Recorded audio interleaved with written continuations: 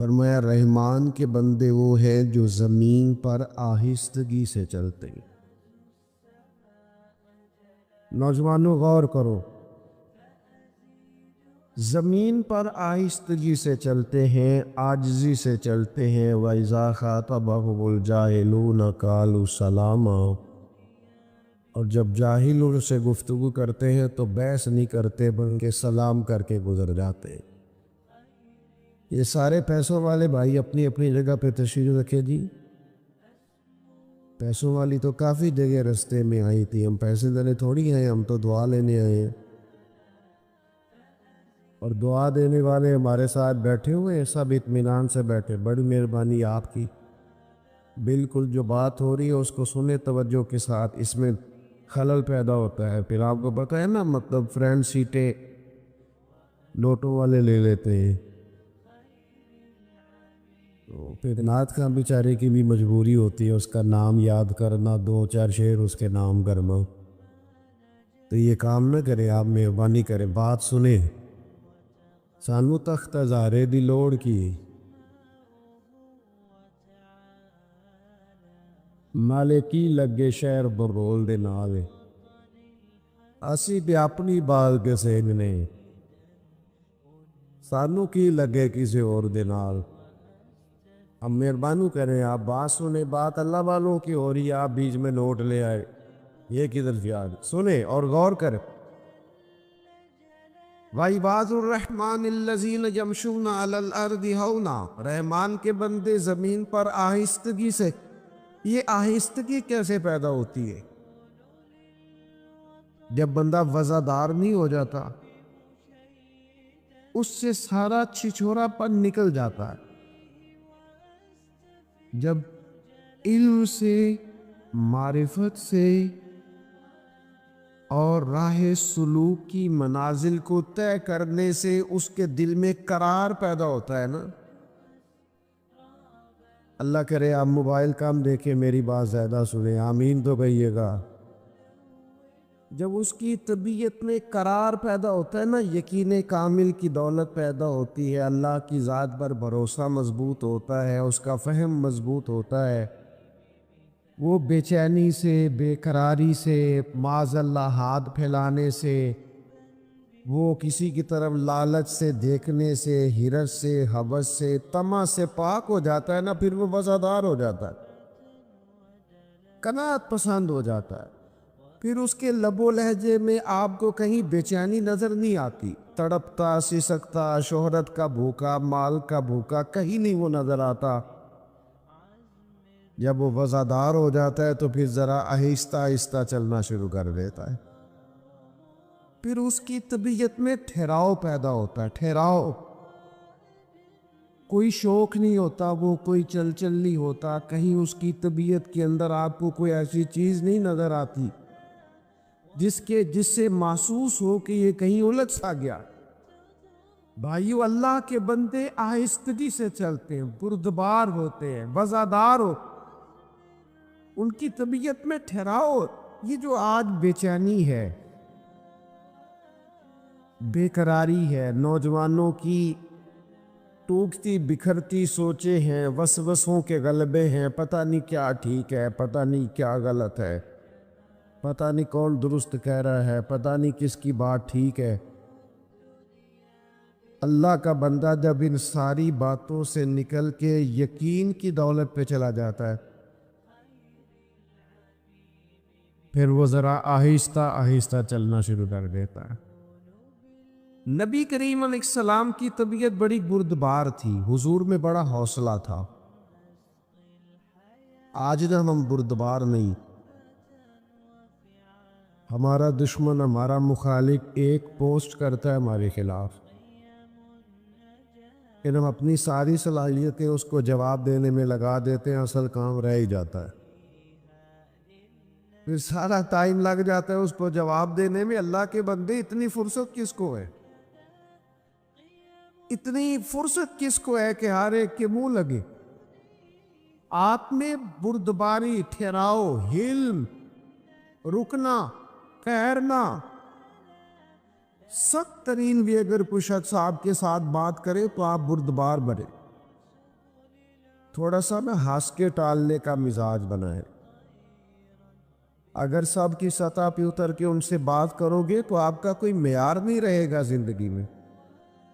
تھوڑا سا نا مشکات میں حدیث ہے، اب اتنے سارے بزرگ بیٹھے ہیں، لکاری صاحب بھی تشریف فرما ہے، اب میں کوئی یہاں حوالہ پیش کروں گا تو وہ بھی بڑا عجیب لگے گا ان بزرگوں کے سامنے. تو مطلب کیسا دستور زبان بندی ہے تیری محفل میں کہ بات کرنے کو ترستی ہے زبان میری.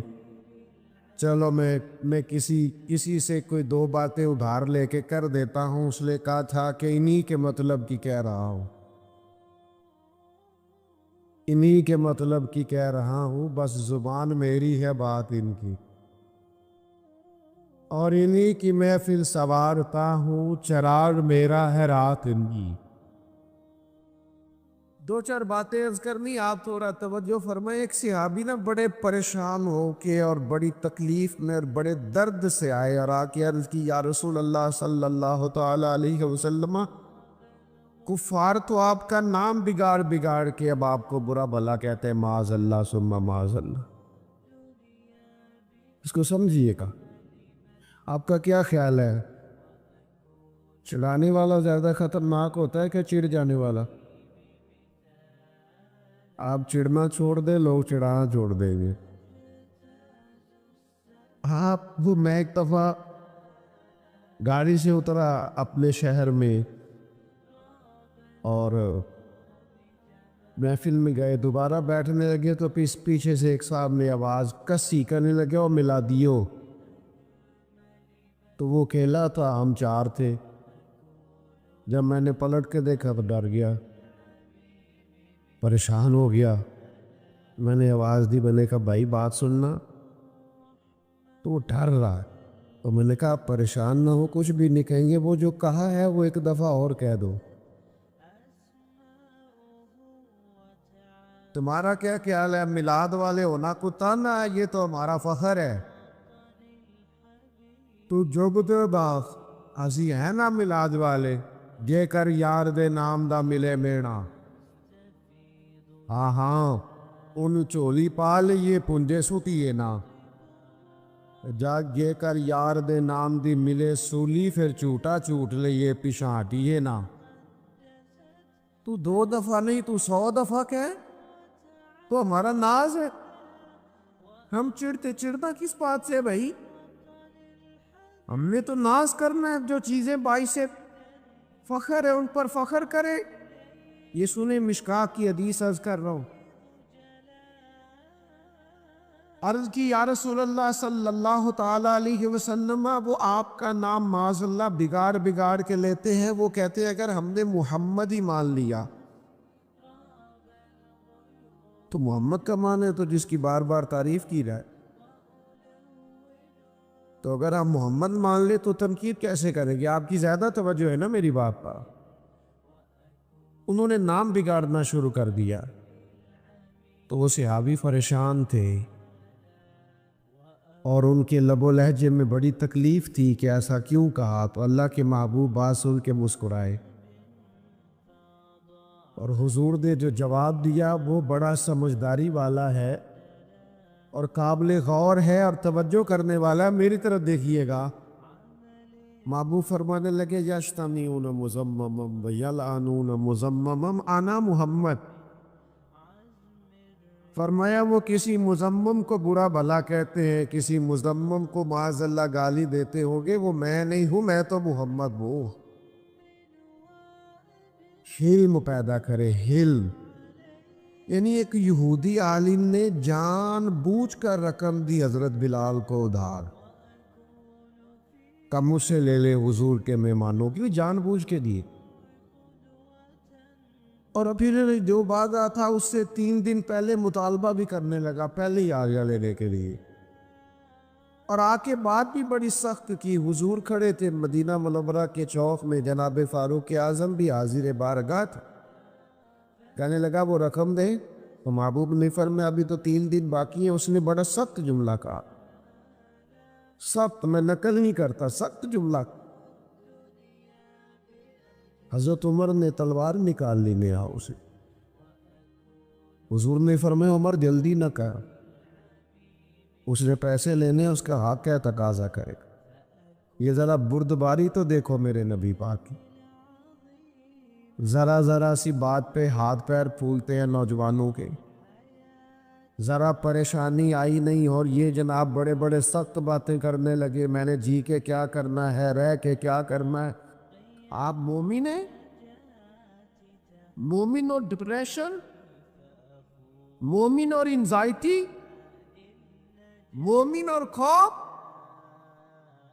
ایمان آتا ہی وہاں ہے جہاں انسان کو طاقتور کر دیتا۔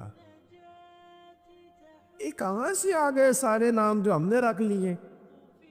غور کریں اور یاد رکھیں۔ اس نے بڑی سخت بات کی تو محبوب فرمانے لگے عمر اس نے پیسے لینے، اس کا حق ہے، تو مجھے کیا جلدی دے دے، اسے کیا ذرا نرمی کرے، جا فلاں جگہ کھجوریں رکھی ہیں تول کے اس کا سارا قرض ادا کر دے، اور یہ جو تو نے ڈانٹا اور گھورا ہے نا، تھوڑی کھجوریں زیادہ بھی دے دینا۔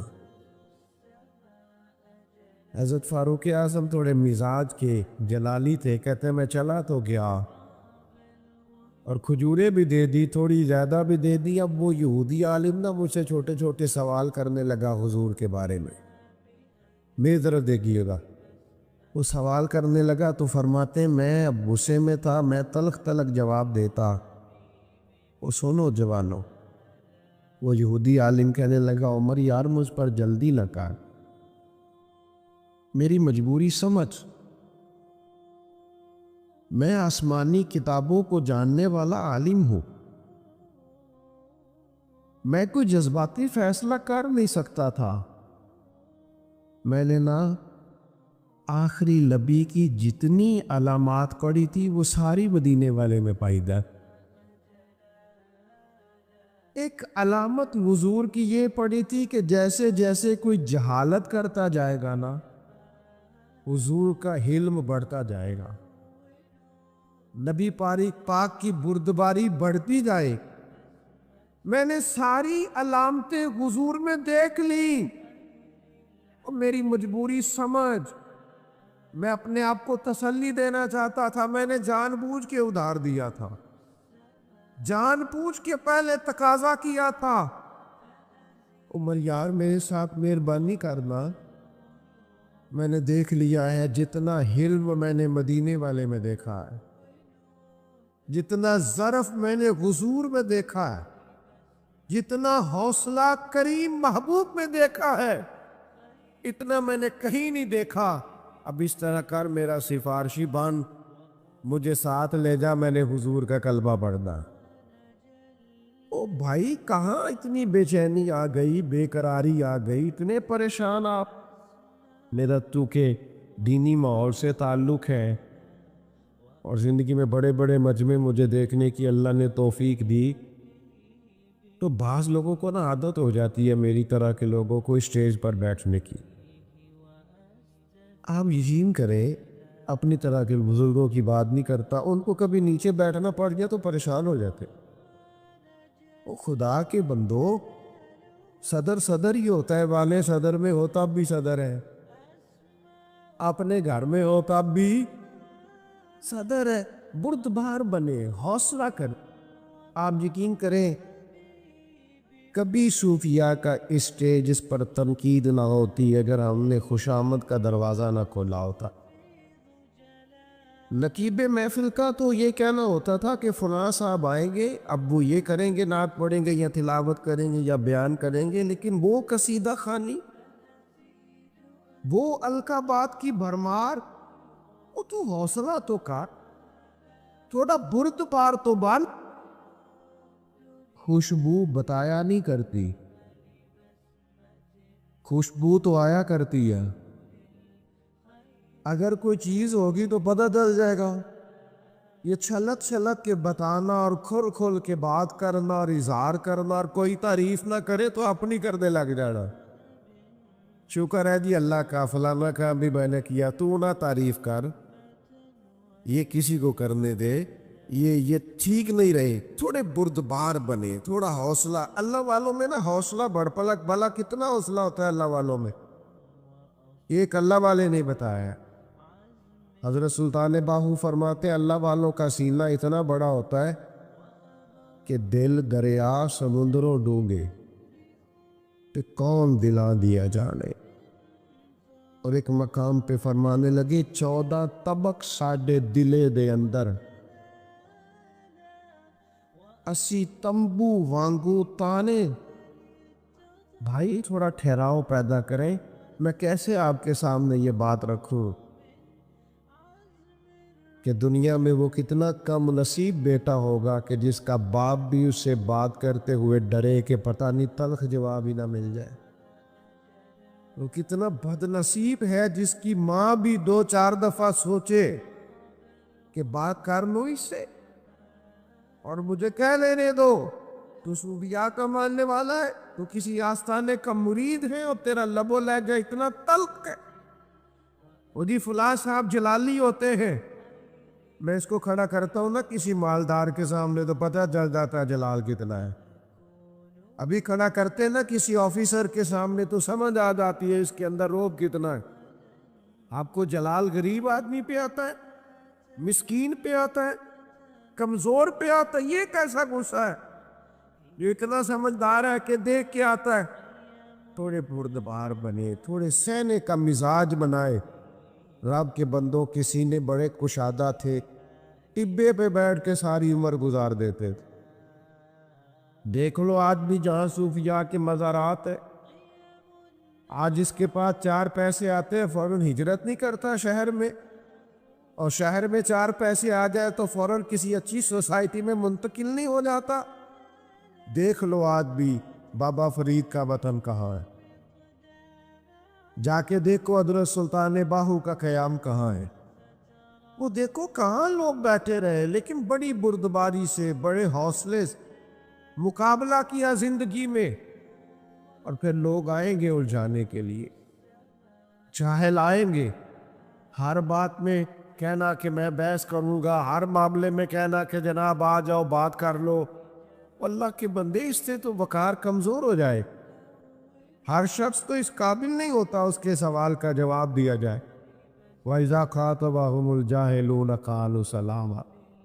جاہلوں سے گفتگو ہو تو ان سے بحث نہیں ہوتی، ان کو تو سلام ہوتا ہے. وہ ایک درویش نے لکھا ہے گدھے اور گھوڑے کی بحث ہو گئی تھی. گدھے اور توجہ تو میرا خیال ہے آپ کی میری بات پر. گدھے اور گھوڑے. گھوڑا کہتا تھا آسمان کا رنگ کالا ہے، نیلا ہے، اور گدھا کہتا تھا کالا ہے. آج وہ گدھا، وہ کہتا تھا کہ رنگ کالا ہے. وہ گھنٹوں بحث ہوتی رہی، بالخصوص یہ سمجھانے کے لیے مثال ہے. بالآخر وہ مقدمہ شیر کی عدالت میں چلا گیا. شیر نے دونوں کی بات سنی اور شیر کہنے لگا کہ آسمان کا رنگ تو نیلا ہوتا ہے، بات گھوڑے کی ٹھیک ہے، لیکن گھوڑے کو عمر قید کی سزا بھی ہے. اس نے کہا بادشاہ یہ بھی تاریخ کا انوکھا فیصلہ ہے کہ بات بھی میری ٹھیک ہے اور سزا بھی مجھے ہی ہے. کہنے لگا سزا اس بات کی نہیں کہ بات تیری ٹھیک ہے، سزا اس بات کی ہے کہ تو نے گدھے سے ہی بحث شروع کر دی. تمہیں کہ نہیں پتہ گدھا ہے، گدھوں سے بحث، تو گدھے سے بحث کر رہا ہے کیسا نادان آدمی. گدھوں سے بحث اللہ کرے آپ کو سمجھ آئے. بھئی علماء کریں گے کاکہ حق کے لیے کبھی بات کرنی ہو، ہم ہر وقت الجھے رہیں. مذہب کو دنیا میں بحث کے لیے نہیں آئے، عمل کے لیے آئے. آپ عمل کا رستہ کھولیں، آپ دیکھیں آپ کے لیے قابل عمل کون سی چیز ہے، اس پر عمل کریں. بحث نہیں، الجھاؤ نہیں، ہر بات کے اندر گفتگو نہیں. اگر آپ پڑھے لکھے بھی ہیں، دلائل بھی رکھتے ہیں، آپ کے پاس بڑی بڑی براہین ہے تو ٹھیک ہے بھائی، سارا کچھ ہوگا. لیکن یہ اسلحہ، یہ جو طاقتور چیزیں آپ کے پاس ہے، یہ کسی میدان کے لیے سنبھال کے رکھے، یہ کبھی کام آئیں گی. یہاں بزرگ علماء بیٹھے، ان سے پوچھئے گا ہمارے جو پرانے اکابر علماء مناظرہ کرتے تھے تو وہ تو دلیل ہی سب سے آخر میں پیش کرتے. پہلے تو سامنے والے کو ٹھکا لیتے تھے، وہ کہتے دلیل آخر میں دینی ہے تاکہ اس کو پھر کوئی جواب ہے. آپ سارے ہتھیار ٹائم پہ چلا لیں گے تو آخر میں کیا کریں گے؟ میرے عزیز بردبار بنے، بحث نہیں کرے، اور بلا وجہ تو بالکل نہ کرے۔ اس سے پتہ کیا ہوتا ہے؟ وقت ضائع ہوتا ہے، اور مومن کے پاس سب سے قیمتی چیز اس کا وقت ہوتی۔ وقت کبھی ضائع نہ کرے۔ نبی پاک علیہ السلام نے فرمایا خوبصورت مسلمان وہ ہے جو بے مقصد چیزوں کو چھوڑ دے، مقاصد کے حصول کے لیے جدوجہد کرے، اپنے وقت کو قیمتی اور زرخیز بنائے، اپنے وجود سے زیادہ کام لینے آگے بڑھنا ہے، جدوجہد کرنی ہے۔ ساری زندگی بیٹھ کے یہی کہتے رہنا فلاں کچھ نہیں کرتا، فلاں کچھ نہیں کرتا، لوگوں کی پگڑیاں کھولتے رہنا اور کہنا فلانے نے بھی کچھ نہیں کیا۔ اور بھائی، شکوہ ظلمت شب سے تو کہیں بہتر تھا اپنے حصے کی کوئی شمع جلاتے جاتے۔ ہم کوئی اپنی ڈیوٹی نہ کریں، کوئی اپنا کام نہ کریں۔ یہ شہر کے ساتھ ایک گاؤں ہے، تو اگر یہاں کسی نے ڈیرا لگایا، کسی درویش نے ڈیرا لگایا تو میلہ لگ نہیں گیا؟ ارے میں گسارو سویرے سویرے خرابات کے گرد پھیرے بپھیرے، کبھی اس طرف بھی گزر کر تو دیکھو بڑی رونقیں ہیں فقیروں کے ڈیرے۔ اگر کوئی کہیں ڈیوٹی کرتا ہے تو میلہ لگ جاتا ہے۔ تو میرے عزیز، بجائے سارا دن یہ کہہ لے کہ فلاں نے کچھ نہیں کیا، فلاں نے کچھ نہیں کیا، تو چلو کسی نے نہیں کیا آپ کر لیں۔ ہمت کریں، جدوجہد کریں، آگے بڑھیں، راستہ کھلا ہے، واضح ہے۔ الجھاؤ نہیں، پیسے نہیں، بلا وجہ نہیں۔ آئیں گے لوگ بڑی بڑی سخت بات کریں گے، بڑی بڑی تلخ بات کریں۔ انسان کے پڑھا لکھا ہونے کا اور سمجھدار ہونے کا پتہ ہی تب چلتا ہے جب اس کی جاہلوں سے بات ہوتی۔ حضرت مولوی شیر خدا رضی اللہ تعالیٰ عنہ فرماتے عقل کی زکوٰۃ ہی جاہلوں سے گزارا کردہ۔ یہی تو عقل کی زکوٰۃ ہے کہ آپ جاہل کے ساتھ کیسے۔ میں نے زیادہ باتیں نہیں کرنی، مجھے عصر کا ٹائم ہوتا دکھائی دے رہا ہے۔ میں آپ سے یہ کہنا چاہتا ہوں کہ بردبار بنو، اور یہ جو الجھاؤ ہے نا ذرا سی بات پہ، ذرا سی بات پہ الجھ جانا، اس سے باہر نکلو۔ حضرت عمر بن عبدالعزیز رحمۃ اللہ علیہ گزر رہے تھے، لکڑی کے جوتے پہنے تھے، رات کٹائی تھا، 80 تمبو وانگو تانے۔ بھائی تھوڑا ٹھہراؤ پیدا کریں۔ میں کیسے آپ کے سامنے یہ بات رکھوں کہ دنیا میں وہ کتنا کم نصیب بیٹا ہوگا کہ جس کا باپ بھی اس سے بات کرتے ہوئے ڈرے کہ پتہ نہیں تلخ جواب ہی نہ مل جائے۔ وہ کتنا بد نصیب ہے جس کی ماں بھی 2-4 دفعہ سوچے کہ بات کر لو اس سے اور مجھے کہہ لینے دو، تو صوفیاء کا ماننے والا ہے، تو کسی آستانے کا مرید ہے، اور تیرا لب و لہجہ اتنا تلخ ہے۔ وہ جی فلاں صاحب جلالی ہوتے ہیں، میں اس کو کھڑا کرتا ہوں نا کسی مالدار کے سامنے تو پتہ چل جاتا ہے جلال کتنا ہے۔ ابھی کھڑا کرتے نا کسی آفیسر کے سامنے تو سمجھ آ جاتی ہے اس کے اندر روب کتنا ہے۔ آپ کو جلال غریب آدمی پہ آتا ہے، مسکین پہ آتا ہے، کمزور پہ آتا ہے؟ یہ کیسا غصہ ہے جو اتنا سمجھدار ہے کہ دیکھ کے آتا ہے؟ تھوڑے بردبار بنے، تھوڑے سہنے کا مزاج بنائے۔ رب کے بندوں کے سینے بڑے کشادہ تھے، ٹبے پہ بیٹھ کے ساری عمر گزار دیتے تھے۔ دیکھ لو آج بھی جہاں صوفیاء کے مزارات ہے، آج اس کے پاس 4 پیسے آتے ہیں فوراً ہجرت نہیں کرتا شہر میں، اور شہر میں 4 پیسے آ جائے تو فوراً کسی اچھی سوسائٹی میں منتقل نہیں ہو جاتا۔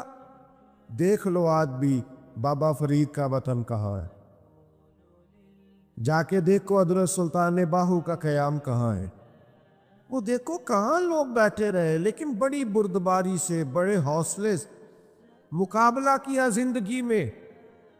اور پھر لوگ آئیں گے الجھانے کے لیے، جاہل آئیں گے، ہر بات میں کہنا کہ میں بحث کروں گا، ہر معاملے میں کہنا کہ جناب آ جاؤ بات کر لو۔ اللہ کے بندے، اس سے تو وقار کمزور ہو جائے۔ ہر شخص تو اس قابل نہیں ہوتا اس کے سوال کا جواب دیا جائے۔ وَإِذَا خَاطَبَهُمُ الْجَاهِلُونَ قَالُوا سَلَامًا۔ جاہلوں سے گفتگو ہو تو ان سے بحث نہیں ہوتی، ان کو تو سلام ہوتا ہے۔ وہ ایک درویش نے لکھا ہے گدھے اور گھوڑے کی بحث ہو گئی تھی۔ گدھے اور توجہ تو میرا خیال ہے آپ کی میری بات پر، گدھے اور گھوڑے۔ گھوڑا کہتا تھا آسمان کا رنگ کالا ہے، نیلا ہے، اور گدھا کہتا تھا کالا ہے۔ آج وہ گدھا، وہ کہتا تھا کہ رنگ کالا ہے۔ وہ گھنٹوں بحث ہوتی رہی، بالخصوص یہ سمجھانے کے لیے مثال ہے۔ بالآخر وہ مقدمہ شیر کی عدالت میں چلا گیا۔ شیر نے دونوں کی بات سنی اور شیر کہنے لگا کہ آسمان کا رنگ تو نیلا ہوتا ہے، بات گھوڑے کی ٹھیک ہے، لیکن گھوڑے کو عمر قید کی سزا بھی ہے۔ اس نے کہا بادشاہ یہ بھی تاریخ کا انوکھا فیصلہ ہے کہ بات بھی میری ٹھیک ہے اور سزا بھی مجھے ہی ہے۔ کہنے لگا سزا اس بات کی نہیں کہ بات تیری ٹھیک ہے، سزا اس بات کی ہے کہ تو نے گدھے سے ہی بحث شروع کر دی۔ تمہیں کہ نہیں پتہ گدھا ہے، گدھوں سے بحث، تو گدھے سے بحث کر رہا ہے، کیسا نادان آدمی۔ گدھوں سے بحث اللہ کرے آپ کو سمجھ آئے۔ بھئی علماء کریں گے تاکہ آپ کے لیے کبھی بات کرنی ہو، ہم ہر وقت الجھے رہیں۔ مذہب کو دنیا میں بحث کے لیے نہیں آیا، عمل کے لیے آئے۔ عزیز دوستو، جس طرح ایک شرک اکبر ہے نا کہ اللہ کے ساتھ کسی کو عبادت کے لائق سمجھنا، اسی طرح ایک شرک اصغر بھی ہے، وہ ہے تصنع کرنا، بناوٹ کرنا، ریاکاری کرنا، دکھلاوا کرنا۔ اس کو بھی شرک اصغر کہا گیا۔ اللہ چونکہ وحدہ لا شریک ہے تو اخلاص کو پسند کرتا ہے، فقط اس چیز کو قبول کرتا ہے جو خالص اللہ تعالیٰ کی رضا کے لیے کی جائے۔ ساری زندگی انسان کسی چیز کو دین سمجھ کر کرے، لیکن اس میں تصنع پیدا کر لے، ریاکاری اور دکھلاوا پیدا کر لے، اللہ کی بارگاہ میں وہ قابل قبول نہیں۔ تھوڑا کام کیا جائے لیکن فقط اللہ کی رضا کے لیے کیا جائے۔ آپ دیکھیں کہ اگر امام غزالی ایک بڑی خوبصورت مثال لکھتے ہیں، وہ فرماتے ہیں کہ ایک ریاکاری کی مثال یوں سمجھو، ریاکاری پر سزا ملنے کا معنی یوں سمجھو کہ ایک پہرے دار سے ایک بادشاہ بڑا راضی تھا کہ یہ تو رات بھی ساری کھڑا رہتا ہے اور میری حفاظت کے لیے تلوار اس نے تانی ہوتی ہے۔ بادشاہ بڑا اس سے خوش تھا، انعام و اکرام دینا چاہتا تھا اور دیتا بھی تھا، لیکن اچانک بادشاہ کو اگر یہ خبر ملے کہ یہ جو پہرے دار رات بھی ساری جاگتا رہتا ہے یہ میرے لیے نہیں جاگتا، بلکہ معاذ اللہ اس کی تو کسی کنیز پر نظر ہے، اس لیے اس نے رات کی ڈیوٹی طلب کی، تو فرماتے ہیں اب بتاؤ بادشاہ اسے کیا سزا دے گا؟ اس نے کتنا اعتماد کیا، کتنا اس نے اس کے ساتھ محبت کی، کتنا اس سے پیار کیا، وہ کیا نکلا؟ ہمارا بھی یہ معاملہ ہوتا ہے کہ ہم اگر کسی شخص پر بڑا اعتماد کرتے ہیں، اس سے بڑی محبت کرتے ہیں، لیکن اگر ہمارا اعتماد ٹوٹتا ہے ہمیں تکلیف ہوتی ہے۔ نبی پاک علیہ الصلوۃ والسلام نے فرمایا سب سے بڑی زیادتی یہ ہے تمہارا اپنے بھائی کے ساتھ ظلم، یہ ہے کہ تم اس کے ساتھ کسی معاملے میں جھوٹ بول رہے ہو اور وہ تمہیں سچا سمجھ رہا ہو، یہ بڑا جھوٹ ہے تمہارا۔ مخلص زندگی جو ہوتی ہے نا، اخلاص والی، وہ قابل قبول ہوتی۔ اپنی زندگی سے ہر قسم کے تصنع کو ہٹائیں، ہر قسم کی بناوٹ کو ہٹائیں، ہر قسم کی جو ظاہری زیب و زینت ہے، جو ملمہ سازی ہے، اس کو دور کریں۔ دینی کام بھی اگر اللہ کی رضا کے لیے نہ کیا جائے تو وہ دنیا بن جاتا ہے، اور اگر بظاہر وہ کام دنیا کا ہو لیکن کیا رب رسول کی رضا کے لیے جائے، اللہ رسول کی رضا کے لیے، دیکھیں نا ایک آدمی تجارت کر رہا ہے، بظاہر تو وہ کاروبار کر رہا ہے، پیسے کما رہا ہے، بظاہر تو وہ کام کر رہا ہے جس کو عام مفہوم میں لوگ دنیا داری کرنا کہتے ہیں، لیکن حضور علیہ السلام نے فرمایا جو سچا تاجر ہوگا نا، سچا تاجر، اللہ قیامت کے دن اسے نبیوں کے ساتھ جگہ عطا فرمائے گا۔ وہ تجارت کر رہا ہے پر کر سچائی کے ساتھ رہا ہے، لوگوں کو صحیح چیز دے رہا ہے، تو اللہ تعالیٰ اسے، کوئی اور رستہ نہیں ہے عورتوں کے گزرنے کی، گلی کوئی اور نہیں ہے۔ ادھر انتظام کیا نا، اس لیے نہیں بڑا عجیب اس سارے کا، دوستان کہہ رہے پیچھے چل جاؤ، لیڈیز کا ادھر ہوں گا، تو یہاں سے کوئی راستہ رکھا ہے نکلنے کا عورتوں کا؟ عورتیں ادھر بیٹھ رہی ہیں ہاں تو ادھر سے رہی ہے نا۔ جی، وہ اس گلی سے آ رہی ہیں۔ اللہ آپ کو سلامت رکھے، خواتین کے لیے کوئی الگ بندوبست ہو جائے گزرنے کا تو وہ اچھی بات ہے، اللہ آپ کو سلامت رکھے۔ چلے میں جو بات عرض کر رہا تھا اس پر آپ کی توجہ دلاتا ہوں کہ جب انسان کا مزاج یہ ہو کہ وہ اللہ کی رضا کے لیے، اب کوئی آدمی رزق حلال کمانے کو نکلتا ہے، محنت مزدوری کے لیے جاتا ہے، تو لوگ تو یہی سمجھیں گے نا کہ دنیا داری کر رہا ہے۔ ایک شخص نبی پاک صلی اللہ تعالی علیہ وسلم کے سامنے سے گزرا، صحابہ بھی موجود تھے، تو جب وہ گزرا تو بعض لوگوں نے کہا دیکھو یہ کاش اللہ کے رستے میں جد و جہد کرتا، یہ تو دنیا داری کر رہا ہے۔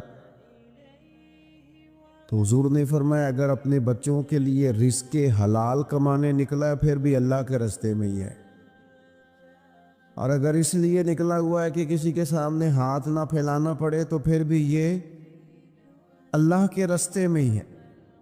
اور فرمایا اگر اس لیے نکلا ہے کہ اپنے بہن بھائی، بال بچے، ماں باپ، دوست احباب کے ساتھ خیر کرے گا تو پھر بھی اللہ کے رستے، یعنی بظاہر وہ کام جنہیں لوگ دنیا کا کام سمجھتے ہیں، اگر اس میں بھی رضا الہی شامل کر لی جائے تو وہ کام دین بن جاتا ہے۔ اور اگر جس کام کو لوگ دینی کام سمجھ کے کریں لیکن اس میں تشنع آ جائے، بناوٹ آ جائے، لوگوں کو ذرا پتہ چل جائے، ذرا میری بھی فوٹو آ جائے، ذرا میرا بھی نام ہو جائے، تو آپ نے دینی کام نہیں کیا، کہ آپ نے دنیا داری کی۔ تو اپنی زندگی میں اخلاص، میں اکثر دوستوں سے کہتا ہوں کہ میاں بیوی بھوک میں بھی گزارا کر لیتے ہیں، تھوڑی وسائل میں بھی زندگی گزر جاتی ہے، شرط یہ ہے کہ ایک دوسرے کے ساتھ مخلص ہوں۔ لیکن اگر خاتون کو پتہ چلے کہ میرے ساتھ مخلص نہیں ہے اور خامد کو پتہ چلے کہ میرے ساتھ مخلص نہیں ہے تو وہ گھر نہیں چلتا۔ تو اگر اخلاص نہ ہو تو ایک گھر نہیں چلتا تو پورا دین کیسے چلے گا؟ اپنی زندگی میں، اپنے مزاجوں میں اخلاص، بہت ساری ہماری پریشانیوں کا سبب ہمارا دکھاوا ہے، اور میں نے دیکھا ہے یہ جو دکھاوا کرنے والے ہیں بیچارے یہ بڑے ڈسٹرب لوگ ہیں، ذہنی طور پر شدید پریشان لوگ ہیں دکھاوا کرنے والے، بیچارے بڑی تکلیف میں ہیں کہ دیکھو یار میری فوٹو نہیں آئی، خود بتاتے ہیں اللہ کا شکر ہے جی میں فلانا کام بھی نیکی کے کرتا ہوں، بڑا کرم ہے جی فلاں خیر گیا۔ آپ کو یہ کیوں بتانا پڑا؟ اتنی پریشانی کیوں لگ گئی آپ کو؟ اگر آپ کرتے ہیں تو اللہ تعالیٰ اس کا اجر آپ کو عطا کرے گا، خود بخود آپ کو کیوں ایسا کرنا پڑا؟ اخلاص والی زندگی گزاریں، اپنے لہجوں میں، اپنے لفظوں میں حسن اور صفائی لائیں۔ دیکھیں نبی پاک صلی اللہ تعالی علیہ وسلم نے فرمایا قیامت کے دن کچھ لوگ بڑی نیکیاں لے کے رب کی بارگاہ میں حاضر ہوں گے، ان کے پاس بڑی نیکیاں ہوں گی، لیکن اللہ فرمائے گا تم نے نیکیاں تو کی تھیں پر کی تھی لوگوں کو دکھانے کے لیے۔ اب اس طرح کرو جن کو دکھانے کے لیے نیکی کی تھی انہی سے جا کے اجر مانگو، میرے لیے کی نہیں، لہذا ان سے اجر مانگو جن کے لیے تم نے نیکی بڑا سخت معاملہ ہے اور بڑا اذیت ناک مسئلہ ہے دکھاوے کا. یعنی کوئی بھی آپ کام کریں، آپ کسی کے شاگرد ہوں تو مخلص ہوں، کسی جگہ ارادت مند ہوں تو مخلص ہوں، کسی جگہ استاد ہوں تو مخلص ہوں، کسی جگہ آپ کی ذمہ داری تعلیم و تربیت کی ہو تو مخلص ہوں. اگر اخلاص نہیں ہوگا تو پھر ریاکاری کا سادہ ترجمہ اداکاری ہوتا ہے. پھر اداکاری بندہ کتنی کو کرے گا، تھک جائے گا. آپ مخلص ہو کر اپنا کام بھی صحیح کر کے کریں اللہ کی رضا کے لیے. یہ رشتہ داروں میں زیادہ لڑائیاں کیوں ہوتی ہیں؟